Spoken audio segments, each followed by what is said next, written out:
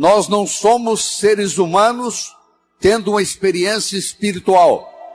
Somos sim seres espirituais tendo uma experiência humana. Não é à toa que nós nascemos chorando, porque nós sabemos a barra que nós vamos enfrentar na vida. Você não faz um bolo só com farinha, você precisa de vários ingredientes. O bolo da vida necessita vários ingredientes. O primeiro ingrediente, eu diria, é o respeito que você tem para com você mesmo. É o quanto você gosta de você. Ninguém pode ofertar o que não tem.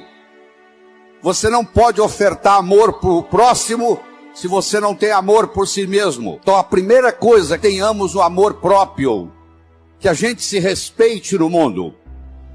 Isso chama-se autoestima, isso chama-se autoimagem. E eu tenho uma boa notícia para você: ninguém está condenado a ser quem sempre foi. Nós somos os únicos animais no planeta Terra que temos a habilidade de transcender. Transcender significa começar de novo. Não interessa o que aconteceu na sua infância, não interessa o sofrimento que você teve até hoje. O seu passado foi uma necessidade para você chegar até aqui.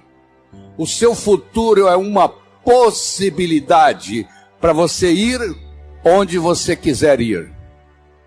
Mas se você não se conscientizar disso, o seu futuro vai ser nada mais, nada menos do que uma repetição dos padrões do seu passado. Quais são os padrões existentes na sua família que você gostaria de se livrar deles? Porque a sua família, como a de qualquer outro, não é perfeita. O indivíduo, para ser médico, precisa fazer medicina.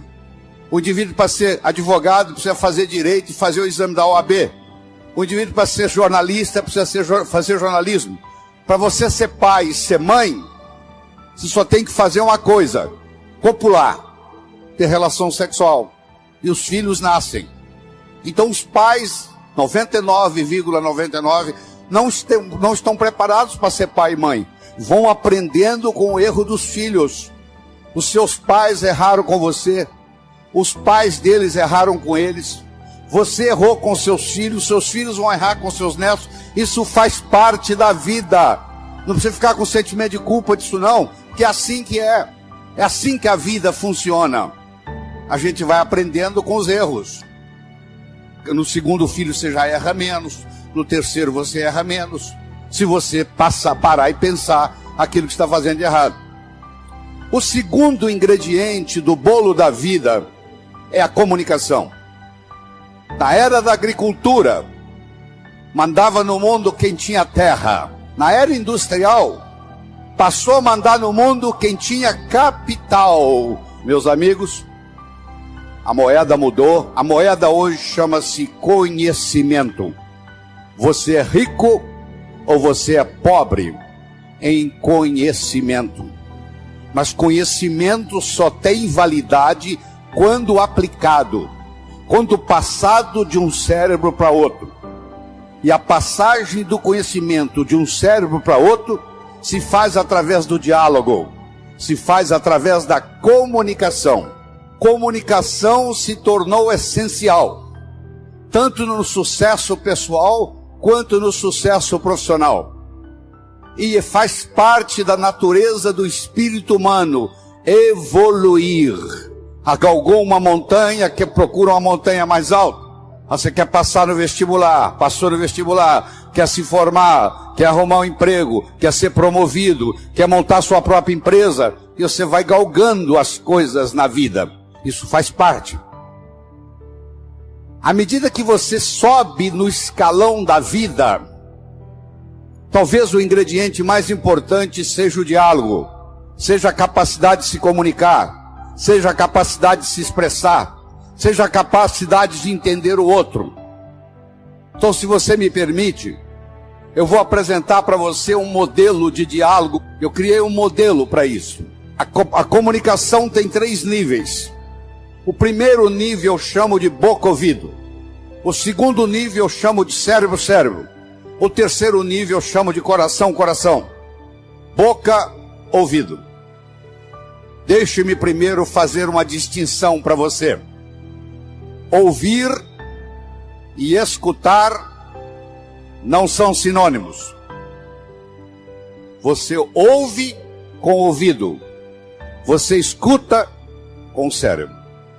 Você já foi alguma vez num restaurante e pediu ao garçom para lhe trazer uma água com gás e ele lhe trouxe uma água sem gás? Ou você fez uma solicitação e ele lhe trouxe outra? Aquele garçom, naquele momento que ele recebeu o seu pedido, ele estava operando no nível 1. No nível 1 ninguém é promovido. No nível 1 você não conquista as pessoas. No nível 1 você não vai para frente na vida. Não interessa a nota que você tirou na escola, isso não faz diferença. Porque a escola lhe passa informação. A vida lhe exige competência de ação. O que cai na prova não cai na vida. Se você observar na sua cidade, você vai encontrar indivíduos que eram CDFs, que eram estudantes brilhantes, e hoje são pessoas que estão perdidas na vida. E você vai encontrar também pessoas que eram estudantes medíocres, e hoje são excelentes empresários, estão contribuindo para o bem-estar da comunidade. Por que isso? Porque esses segundos, eles sabem dialogar com o mundo, eles sabem dialogar com a sociedade. Eles aprenderam, talvez até intuitivamente, o poder da comunicação. Boca, ouvido, modelo do nível 1. Deixa eu primeiro fazer uma afirmação. Nós só chegamos ao coração das pessoas passando pelo cérebro. Não tem outro caminho. É fácil você gostar de quem você gosta. Eu quero ver você gostar de quem você não gosta. Porque se você não gosta da pessoa, fica difícil chegar no coração. O caminho para você você tem que entender a pessoa, entender a problemática dela, entender de onde ela está vindo, por que ela atua daquele jeito. Aí finalmente você aceita a pessoa e chega no coração. Quando você está operando no diálogo nível 1, não acontece nada. É o pai que está dando um sermão para o filho. E entra num ouvido e sai no outro. E o pai não percebe que ele vem falando isso há 5 anos e não funcionou nada. Pelo contrário, o filho até ficou rebelde de escutar o pai falar aquilo. E o pai não se dá conta que aquilo não é diálogo, que é um monólogo que ele está falando para o vento. Porque está entrando no ouvido e saindo no outro. Você deve conhecer um ditado popular que diz assim: a palavra convence, o exemplo arrasta. O melhor modo de você educar seu filho não é com sermão. Isso não é diálogo, isso é monólogo. O melhor modo de você educar seu filho é com exemplo, dando exemplos. Aí a água mole em pedra dura, tanto bate até que fura. Ele vai vendo o exemplo daquilo que você quer que ele seja, ele vai observando aquilo todo dia, chega uma hora, ele e ela incorpora na estrutura psicológica. Um pai de 45, uma mãe de 45, que conversa com um filho de 15, ela tem que entender que o filho de 15 nunca teve 45, e uma mãe de 45 já teve 15 anos. Então é função do pai, da mãe, descer ao nível do adolescente, para poder haver uma comunicação.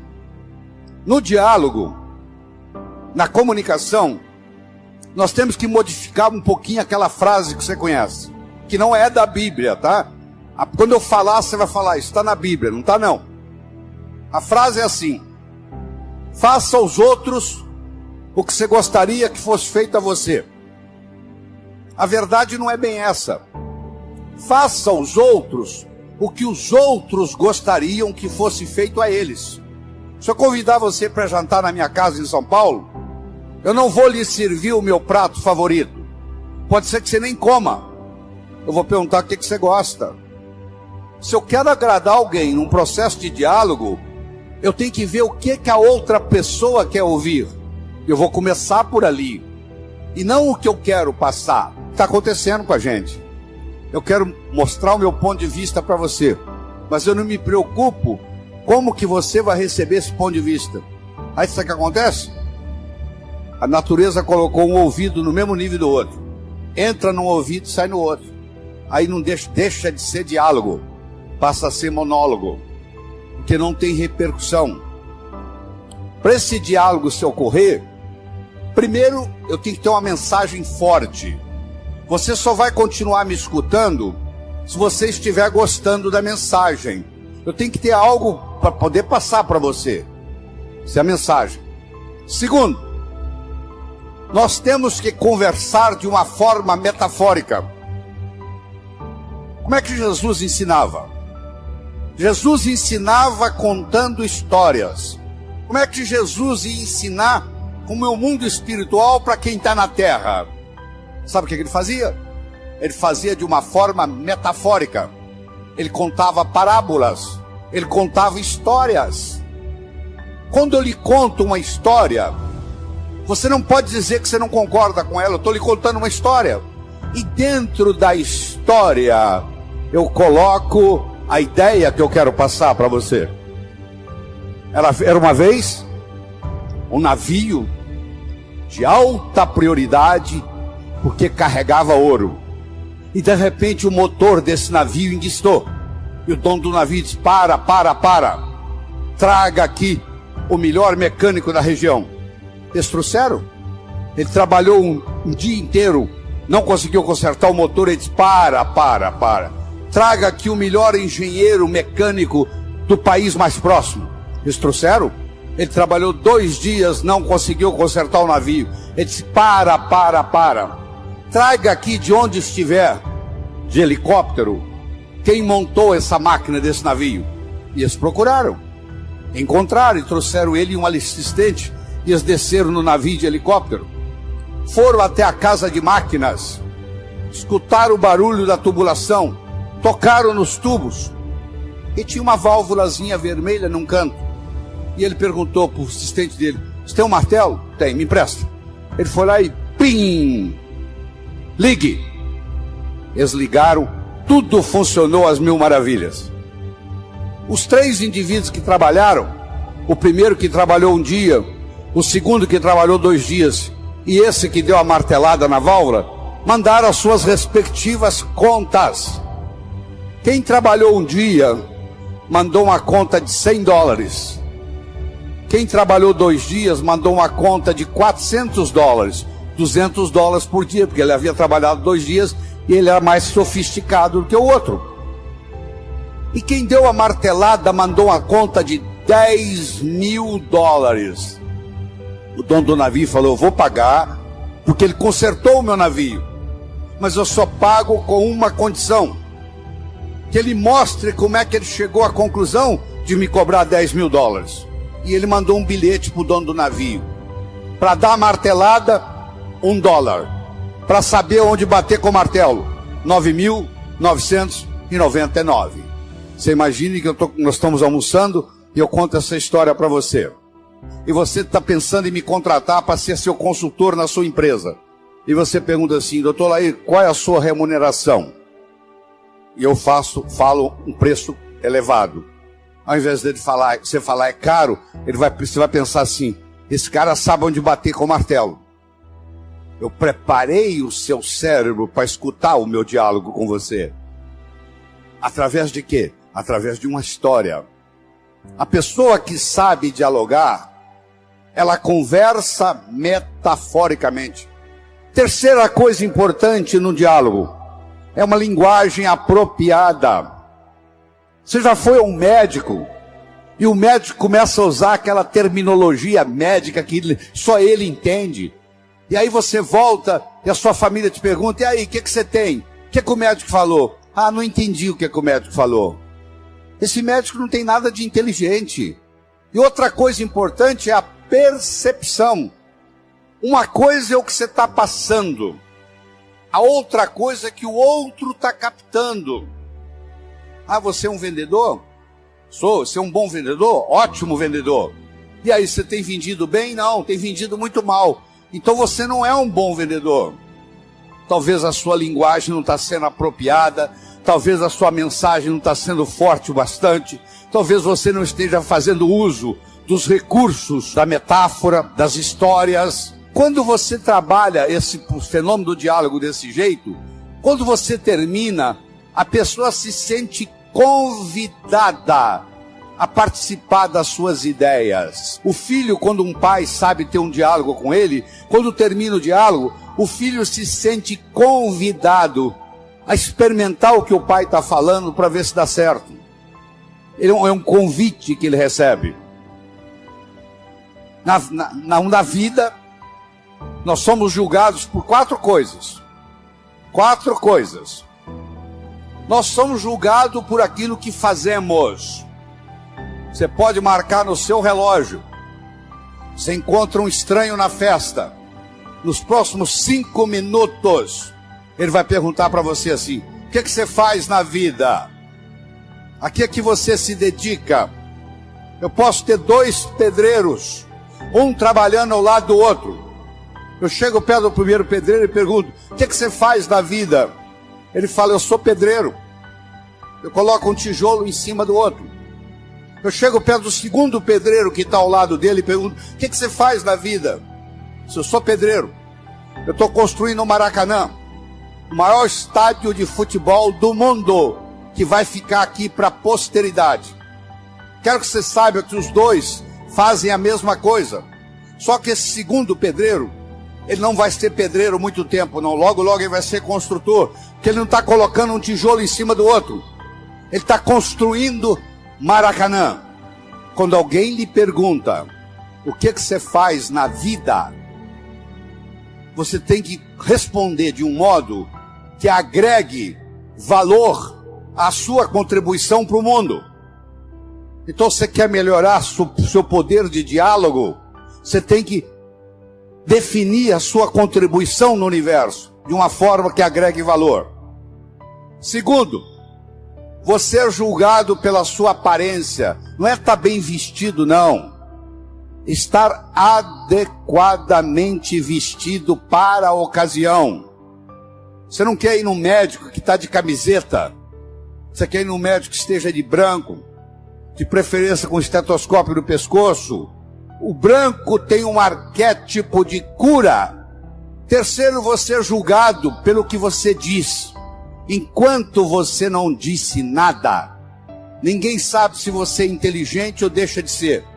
No momento que você falou e falou besteira, não tem jeito de você voltar atrás. Então muitas vezes você tem que morder a língua e finalmente ser julgado, não só pelo que você diz, mas como você diz o que você diz. Eu poderia trazer alguém aqui que falasse exatamente o que eu estou falando. A apresentação poderia ser muito melhor ou muito pior.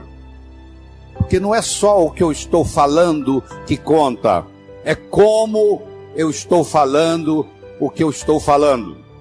E nessa parte do diálogo, de como dizemos o que dizemos, vem o modelo que eu estou discutindo com você. Que tem o nível 1, que não acontece nada, que você está perdendo tempo, que é o boca-ouvido, é o que você pede o garçom uma água com gás, ele traz uma água sem gás, porque entrou num ouvido e saiu no outro. E muitas pessoas trabalham nesse nível e não vão para frente na vida, porque comunicação é essencial. Nós começamos falando da autoestima. Estamos falando da comunicação, do diálogo. Deixa eu tocar um pouquinho nos outros. O bolo da vida tem vários ingredientes. Outra coisa importante para você jovem que está nos assistindo, e é jovem de qualquer idade. Juventude é uma coisa que você decide. O que eu vou fazer na vida está para frente ainda. Já fiz muita coisa, mas o que eu vou fazer muito mais ainda está pela frente. Quando eu mantenho esse foco no que eu vou fazer, o meu organismo não envelhece. Ele mantém a energia da juventude. Todos vocês conhecem o conceito de uma ampulheta, não conhece? Você já pegou uma ampulheta na mão? Aquele reloginho de areia? A ampulheta tem areia que ainda não caiu, A areia que está caindo e a areia que já caiu. A areia que ainda não caiu é o futuro.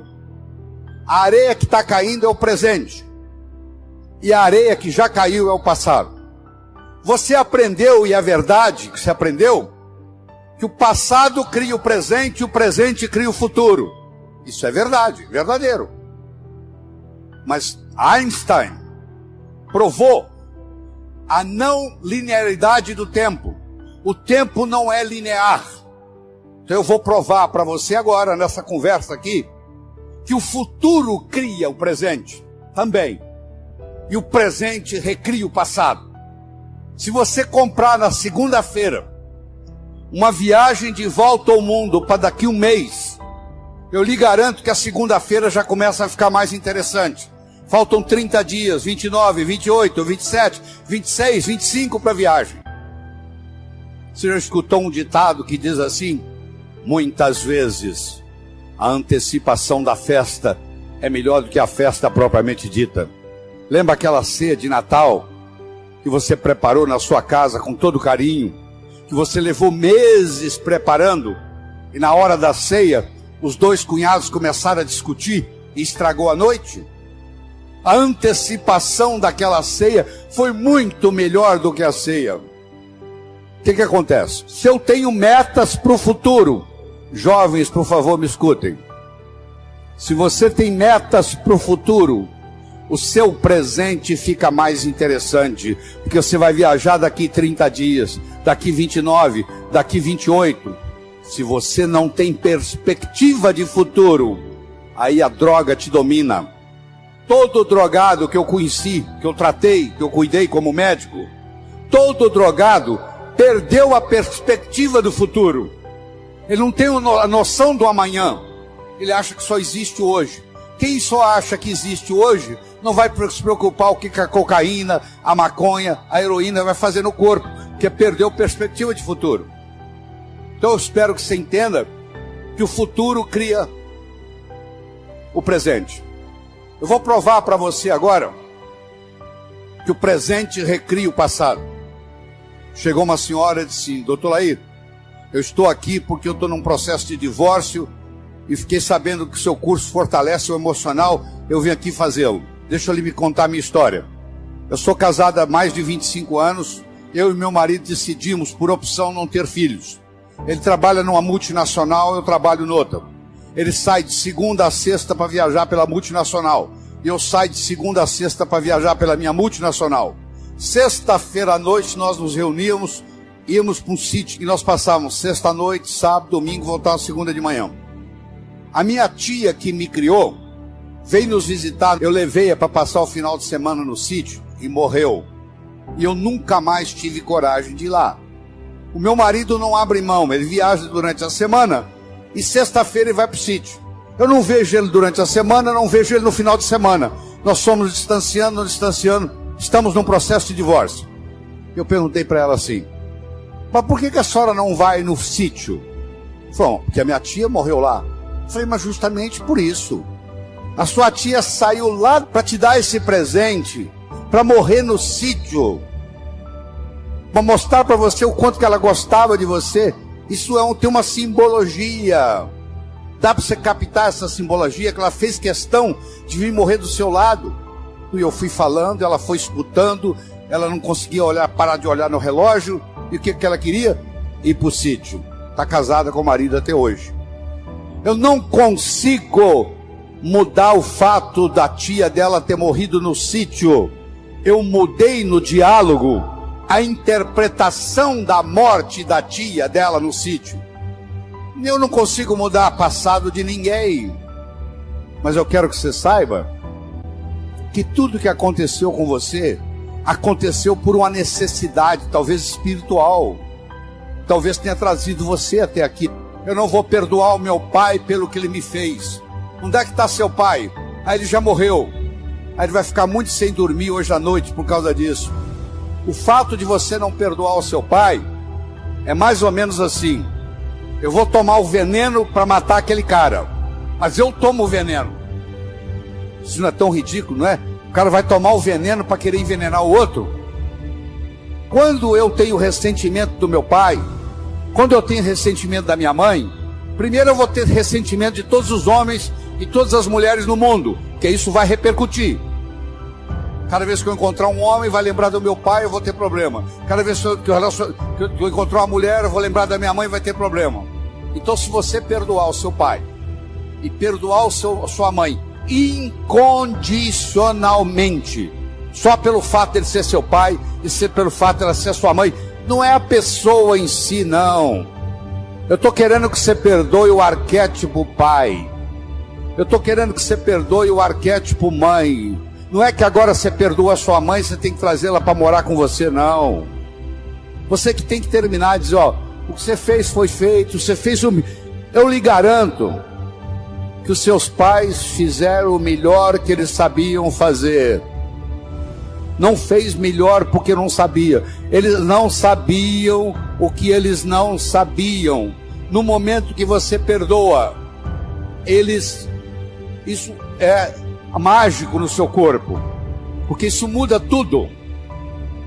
Isso muda a sua energia, muda a sua capacidade de ganhar dinheiro. Se você tem ressentimento do passado, você cancela o seu futuro, você não tem perspectiva de futuro. O ressentimento do passado não deixa você ter perspectiva de futuro. Não interessa o que eles fizeram ou deixaram de fazer. Você não vai passar a sua vida no passado. O seu passado é uma necessidade que aconteceu para você chegar aqui. Ele é conhecido, você sabe o que aconteceu. O seu futuro é uma possibilidade. E ele é desconhecido até que você decida qual que ele vai ser. E eu sugiro que você se concentre lá, no futuro, porque é lá que você vai passar o resto da sua vida. No momento que você fizer isso, seu coração vai se abrir. E essa renovação de esperança vai encher o seu coração. E a sua viagem aqui vai ficar inesquecível. Que vai ficar um antes e vai ficar um depois. Eu espero de coração que novos caminhos se abram à sua frente, que o vento sopre levemente às suas costas, que o sol brilhe suave e morno no seu rosto, que a chuva caia de mansinho em seus campos, e até que nos encontremos de novo. Que Deus lhe guarde.